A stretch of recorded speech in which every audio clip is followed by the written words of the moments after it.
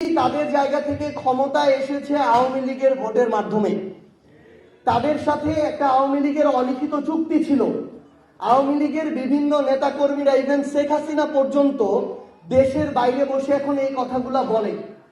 তো এর মধ্য দিয়ে এখন সবচেয়ে বড় যে সমস্যাটা হয়েছে আমার জুলাইয়ের যোদ্ধাদের, শহীদ পরিবারদের, যে অভ্যুত্থানের পরে এই নতুন সরকারটা যখন গঠন করলো, তারপর থেকে আমরা দেখতে পেলাম সেই অলিখিত চুক্তির কারণে যারা ওই জুলাই যোদ্ধাদের উপরে অভ্যুত্থানের সময় আক্রমণ করেছিল, যারা আমাদের শহীদ ভাইদের হত্যার জন্য দায়ী, তাদের অনেক দাগী আসামিরা এখন জামিন পেয়ে যাচ্ছে।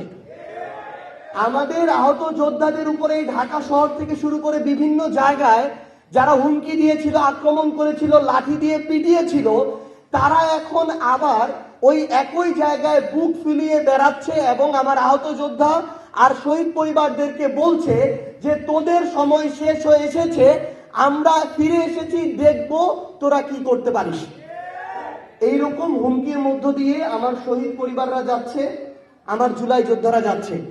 আমরা বিএনপিকে আহ্বান করব যে আপনারা যদি আপনাদের জায়গা থেকে মনে করেন যে আপনারা বিরোধী দলের কবর খুঁড়বেন, আবার নিজেরা সংসদীয় স্বৈরতন্ত্রের পথে হাঁটবেন, তাহলে মনে রাখবেন ওই কবরের আপনাদের জায়গাটা হবে সবার আগে।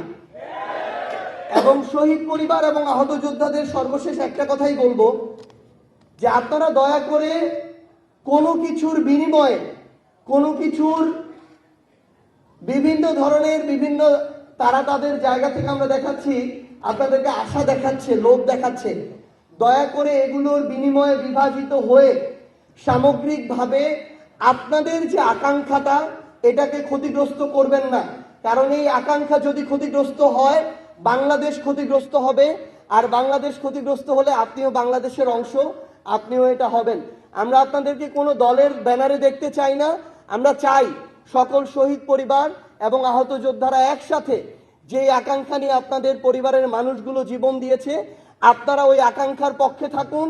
যদি আমরা এর পক্ষে কথা বলি তাহলে আমাদের পক্ষে কথা বলতে পারেন, যদি আমরা বিপক্ষে কথা বলি তাহলে প্রয়োজনে আমাদের বিপক্ষে কথা বলবেন।